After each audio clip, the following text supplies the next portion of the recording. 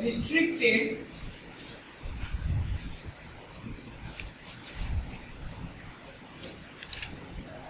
earth fault protection of alternator.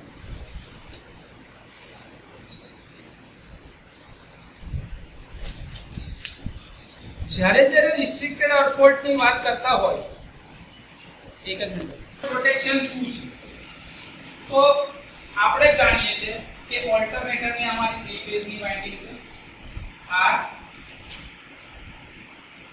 Y B clear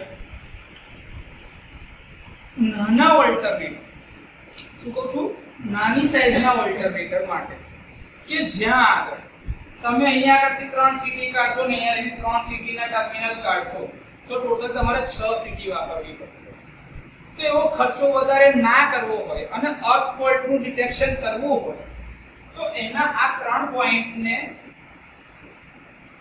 star કરવામાં આવે છે સ્ટાર પોઈન્ટને અહીંયાથી તમે આ અર્થ કરી દો છો ન્યુટ્રલ પોઈન્ટ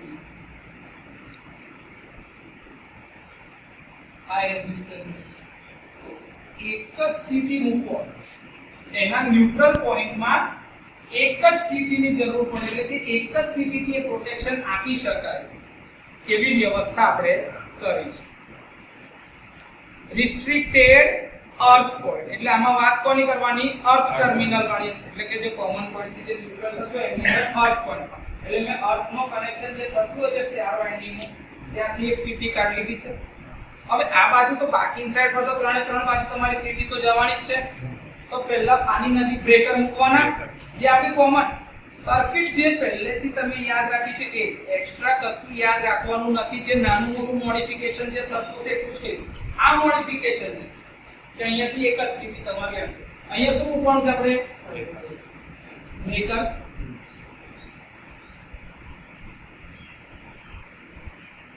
ગેંગ ઓપરેટર એટલે બ્રેકર ને નીચે લઈ લો અહીંયા આગળથી એક જ માં આગળ તમે સર્કિટ જાવ તો પાછી ત્રણ સીટી આવશે આગળની સર્કિટમાં 3 સીટી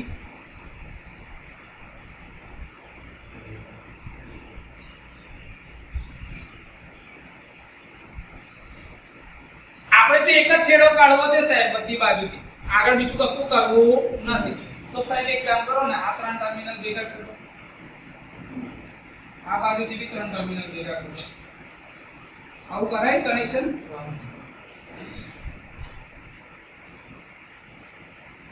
આ મારી પ્રાઇમરી સર્કિટ જે છે અહીંયાથી CT1 થી CT2 સાથે આ કનેક્ટ કરો એટલે એક કોમન પોઈન્ટ કનેક્ટ થઈ ગયો અને બીજું જે છે આ કનેક્ટ થઈ જશે બેની વચમાં નોર્મલ શું લખવાનું ફેઝર અને ન્યુટ્રલ ની વચમાં હોતી રિલેની operating point રિલેની operating point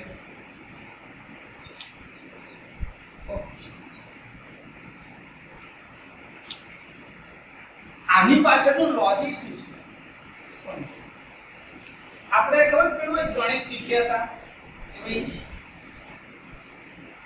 I A is equals to 1 ampere cos 0 degree plus j sin 0 degree યાદ છે આવું બેલેન્સ લોડ કન્ડિશન માં તો પહેલા ફેઝ નો કરંટ આ બીજા ફેઝ નો current okay 120 degrees 1 cos 120 degrees plus j sin 120 degrees અને ત્રીજા ફેઝ નો કરંટ શું છે 1 cos 240 degrees plus j sin 240 degrees આનો રિઝલ્ટન્ટ સમ તમને શું મળતો તો ન્યુટ્રલ નો current IN is equals to IA plus IB plus IC હા કે ના બધી ફેઝર સમમાં આનો સરવાળો શું મળતો તો 0 એટલે કે નોર્મલ બેલેન્સ લોડ કન્ડિશનમાં આ 1000:1 ની સીધી છે કેટલાની સામે બી આઇડેન્ટિકલ જ યાદ રાખવાની છે એટલે આપી કેટલાની છે 4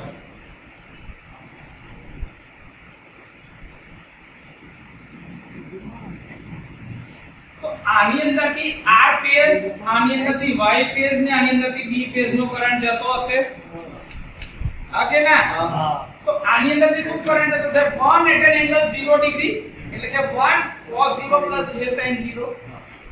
આની અંદરમાંથી 120 ડિગ્રી ને ફેઝ શિફ્ટ મળશે, તો 1 at an angle 120 ડિગ્રી એટલે 1 cos 120 j sin 120. એવું આની અંદરમાંથી 240 ડિગ્રી એટલે 1 cos 240 j sin 240 ડિગ્રી. તો આ ત્રણેયનો બેલેન્સ સરવાળો શું થશે? 0. અને આનો બી કે બેલેન્સ કન્ડિશનમાં તો ન્યુટ્રલ માંથી કોઈ કરંટ જશે નહીં, તો આ સીટી માંથી બી કોઈ કરંટ જાય, તો અહીંયા બી 0, અહીંયા બી 0. તો રિઝલ્ટન્ટ શું રહેશે? 0. તો નોર્મલ કન્ડિશનમાં આ રિલે ઓપરેટ થશે નહીં. આ સ્ટારમાં ન્યુટ્રલ પોઈન્ટમાં કરંટ જાય ને તો જ આ સીટી એક્ટિવ થશે. અહીંયા આગળ તો અમે ફેઝમાં નથી લગાડી સીટી, આ એનો કોમન સ્ટાર પોઈન્ટ જે ન્યુટ્રલ કરે છે એમાં આ સીટી લાગી છે. આવી સીટી લગાડી હોત ત્રણે ત્રણ અહીંયા આગળ તો એ ફેઝ પ્રોટેક્શન માટે હોત. આપણે અત્યારે રિસ્ટ્રિક્ટેડ અર્થ ફોલ્ટ પ્રોટેક્શન ની વાત ચાલે છે, એટલે મેં આના સ્ટાર પોઈન્ટ ને જેને ન્યુટ્રલ થી ગ્રાઉન્ડ કર્યું છે એ પોઈન્ટ ની વાત કરું છું. એટલે આ સીટી અલગ છે.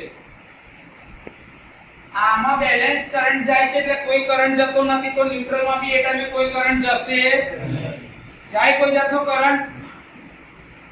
સર અહીં તો 1000:1 ની સીટી તમે લગાડ બેટા, એ તો સિસ્ટમ ની રિક્વાયરમેન્ટ ની સીટી છે, પણ કરંટ જશે ક્યારે? જ્યારે કોઈ ફોલ્ટ થશે ત્યારે. હવે ધારો કે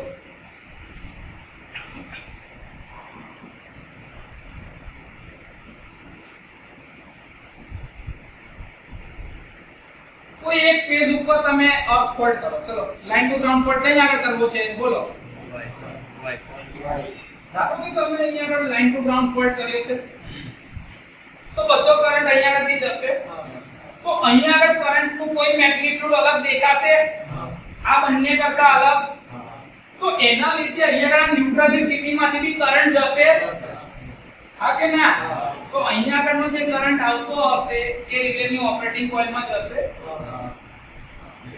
તો એના લીધે રિલેની ઓપરેટિંગ કોઇલમાંથી કોઈ કરંટ ગયો તો એ રિલે એનર્જાઇઝ કરશે, તો આ રિલે કોને સર્કિટ બ્રેકરને કમાન્ડ આપશે અને બ્રેકરને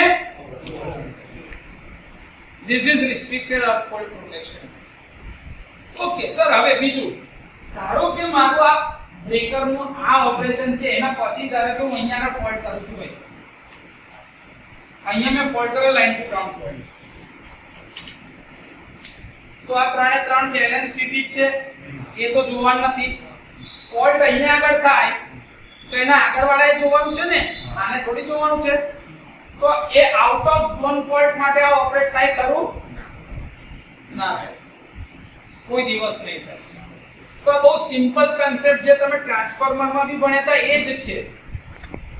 અર્થ ફોલ્ટમાં બીજું કંઈ જ નવું નથી, ખાલી એટલું યાદ રાખો કે ભાઈ ઓછા રેટિંગ વાળા કે બહુ નાના રેટિંગ વાળા ઓલ્ટરનેટર હોય એમાં ત્રણ અલગ અલગ વાઇન્ડિંગ સીટી આ બાજુ લગાડવી ના હોય તો તમે એને એક સ્ટાર પોઈન્ટ બનાવીને કોમન પોઈન્ટમાં એક જ સીટી લગાડી શકો છો, જેના કારણે એનું પ્રોટેક્શન ઈઝીલી આપી શકાય. ક્લિયર? આમાં કોઈ ડાઉટ હોય તો બોલો. થોડું મેથેમેટિક્સ બી સમજી લેશો તો થોડું આસાન રહેશે આનું ફંક્શનિંગ સમજવામાં. બહુ ઈઝી છે, કોઈ અઘરી વસ્તુ છે. ક્લિયર?